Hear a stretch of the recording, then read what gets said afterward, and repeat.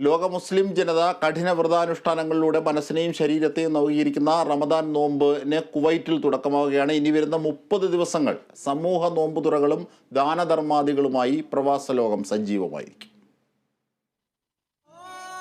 ഇനി വ്രതശുദ്ധിയുടെ നാളുകൾ.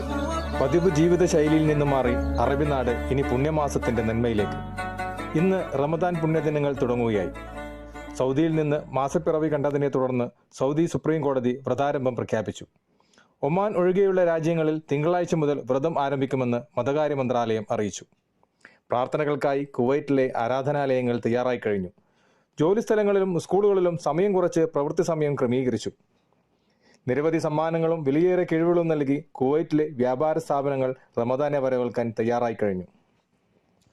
റമദാൻ ദിനങ്ങളിലെ പവിത്രതയ്ക്ക് ഭംഗം വരുത്തുന്ന നിലയിൽ പ്രവർത്തിക്കുന്നവർക്കെതിരെ കർശനമായ നിലപാട് സ്വീകരിക്കുമെന്ന് ആഭ്യന്തര മന്ത്രാലയം അറിയിച്ചു. പരസ്യമായി ഭക്ഷണപാനീയങ്ങൾ കഴിക്കുന്നത് ശിക്ഷാർഹമാണെങ്കിലും രോഗികളും വ്രതാനുഷ്ഠാനം നിർബന്ധമില്ലാത്തവരും അന്യമതസ്ഥരും ഇത്തരം കാര്യങ്ങളെ അനാദരിക്കുന്ന തരത്തിൽ ആകരുതെന്ന് ശ്രദ്ധിക്കണമെന്നും മന്ത്രാലയം അറിയിച്ചു. കുവൈറ്റിൽ നിന്നും കേരള വിഷന് വേണ്ടി ഐ. വി. സുനേഷ്.